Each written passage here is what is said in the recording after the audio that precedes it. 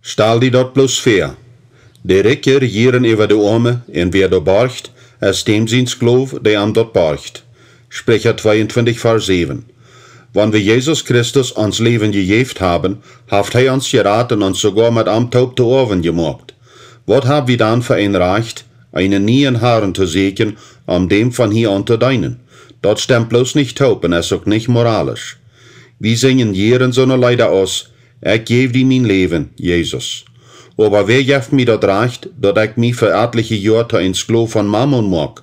Was sagt Gott? Wenn du borgst, bist du ein Sklave an dem, der am dort borgt. Hab ich mein Leben nicht Gott gegeben? Weil wir dort nur gehen und was sein mag. Wenn ich mich selbst in mein Eigendom nur Gott gegeben hab und sei, du bist Herr, was hab ich für Freiheit, dass ich mir dort erlaub, einen anderen Herrn zu dienen? Ist Gott nicht uns Helfer? Ist er nicht allmächtig? Wenn wir nur das weltliche finanzielle System kicken verhalb und es steht, dort wir nur ankicken, was wird er denken? Und den Herrn sein Gebet lehrt Jesus uns nicht bloß für die jährlichen Dinge, sondern auch vergib uns unsere Schuld oder bewahr uns für den Beisen, aber auch gib uns das Brot, das wir von dort brücken. Dem Herrn sein Gebet schlitt auch der dritte Part mit an von das erlösende Werk von Jesus Christus. Du betst dem Herrn sein Gebet, gib uns das Brot, das wir von dort brücken, und dann gehst und holst die dort von der Bank. Stell dir das fair. Meine Tochter will nur die Universität gehen und kommt noch mich. Vorder ich weiß, dass du viel Geld hast, und daher wollen sie für mich nicht utgenommen machen, dass ich nicht holen darf. Mir fehlt eine Wohnung und mir fehlt Geld zum Leben. Willst du meine Schule finanzieren können? Sicher in Jahren will ich helfen. Wir machen also einen Plan und sichern eine Wohnung. Lothar aber jetzt in meinen Bruder und sagt, kannst du mir Geld geben, dass ich eine Wohnung pachten kann? Nur hier jetzt in ihre Großeltern. Kann ich von jünd wat Geld leihen, nur die Universität gehen zu können? Oder noch euer, sie geht nur die Bank und liet ein Studiumsgeld. Na ja, das ist im wirklichen Leben sicher nicht so geworden, aber weil wir das mal ein bisschen bekicken. Wo würd ich als ja vor mich feilen über ihre Entscheidungen? Wenn ich alles hat, was fehlt, denkst du, dass ihre Doten mir das bewiesen, dass sie mich vertrüht? Würd sie meine Gefeile weidaunen? Was würde das über mein Verhältnis mit meiner Tochter sein? Ich würde mich selbst fragen müssen, wie ich so ein schlechter Vater, dass sie kein Vertrauen auf mich haft? Habe ich auch so ingelaten, dass sie mich nicht vertrauen kann? Wirklich, dort, was sie deut, würde mich weidaunen. Stell dir nu eine noch schwierigere Situation vor. Deine Frau haft die was zu sagen. Schatz, du hast mich viel anzuarbeiten und wir haben ein interessantes, gutes Leben. Aber wenn du mir nicht alles geben kannst, habe ich noch was andere Mannen. Aber sei die nicht. Wenn du mir was gibst, wo ich auch wieder noch was Zeit für die haben.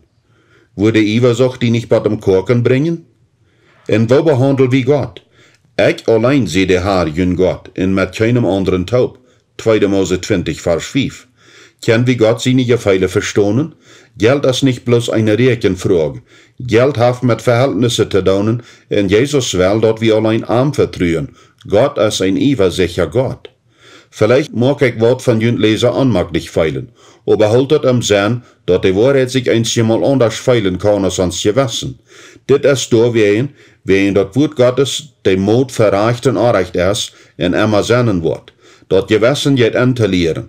Wenn ich gelehrt sie, Kredit zu nutzen aufgrund von das finanzielle System von dieser Welt, dann wird mein Gewissen nicht negativ durch zu antworten, ein Don't, wo falsch das ist. Vielleicht hast du ein verplagtes Gewissen und denkst, dat wir gar nicht, was ich meint. Dat will ich nicht. Ich weiß bloß nicht von Beta. Ich weiß in vielen Umständen auch nicht von Beta, aber ich will die anladen, diesen Weg von Denken anzunehmen.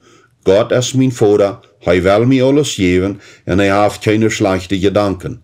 Ich hab dat Gott übergedacht, sagt der Herr, und wat ich für jünd geplant hab, ist Frieden erfreulich und nicht Schoden. Ich will jünd eine Zukunft und Hoffnung geben. Jeremia 29, Vers 11. Wo wir mit Finanzen umgehen, hat viel mit uns Verhältnis mit Gott zu tun, aber wir blieben dabei so zu leben, als wenn das nichts miteinander zu tun hat. Aber uns Leben ist einfach ganz jässlich. In unserer Berufung als Geschäftsführer ist in das Jässliche gewartet. In der Bibel sagt Gott zu uns, bet keine andere Jette an. Der Herr, der auch den Namen, der Verlangende haft, verlangt ungedeilte Ehrfurcht. 2. Mose 34, Vers 14. wie zijn Christus seine Brut. Beide Testamente, dat oude en dat nieuwe, vergelijken ons verhältnis met God met eine Ehe. Wann wir nu de Brut sind en in eine geistliche Ehe mit Gott leben, wo können wir uns dann die Freiheit nehmen, im Ehebruch zu leben? Im Alten Testament kritisiert Gott Israel wiederholend dafür, dass sie andere Götter folgten oder noch andere Menschen kickten, Halb zu kriegen. Dafür benannt er ihn als Ehebrecher. Jesaja, Jeremia und andere Propheten reden klar darüber. Wieso? Wegen die Horten von den Menschen sich von Gott als ihr Beschützer und Versorger weggedreht haben. Sie kickten noch andere Menschen und andere Götter für Hilfe. Wenn wir uns nicht von Gott, aber von Mammon abhängig gemacht haben, uns zu versorgen, dann soll uns dort nicht überraschen, wenn wir kein geistliches Wiederkommen haben. Wo viele Kirchen und einzelne Personen schaffen damit, Interesse zu betonen, und es steht, dass sie in Gott seine Fürsorge vertrauen und in Freiheit leben. Wenn christliche Kirchen Mammon seine Sklaven sind, dann ist dort noch höher. Dat Tiende, wat die Menschen geben und wat Gott geheiligt hat, wird gestohlen und durch die Interesse in das weltliche Finanzsystem angetolt. Dat Tiende, die 10% von unser Einnahmen, ist geheiligt. 3. Mose 27, Vers 30. Gott sein Zweig dafür wir, dat dit für die Priester sein soll. 3. Mose 18, Vers 21. In Malachi 3, Vers 4.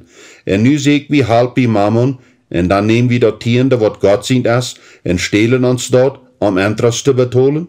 Wir wollen Wunder erfahren, wir wollen eine geistliche Erwartung, wir wollen die Kranke geheilt und die Bäume versaat haben, und doch? Deswegen, wenn je mit das angereichte Reichtum nicht sein Trüge warst, wer wird jünt den wahren Reichtum anvertrühen? Lukas 16, Vers 11. Das Wort, was Jesus hier seht, ist und hordet wird. Wenn wir das weltliche Eigendom nicht drüber handeln, so als Gott das will, wo soll wir dann erwarten, dass er uns wahren geistlichen Reichtum anvertrauen wird?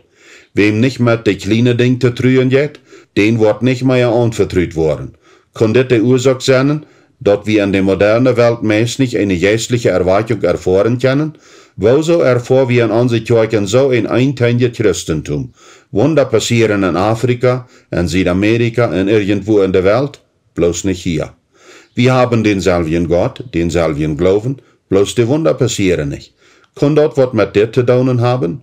Wenn wir mit weltlichem Eigendom nicht vertrauenswert sind, wer wird uns dann die wahre Reichtümer vom Himmel verwalten lassen?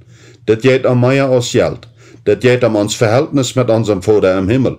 Vielleicht ist dort die Ursache, wieso so viele Kirchen an geistlicher Kraftlosigkeit und Erfolglosigkeit fast sind.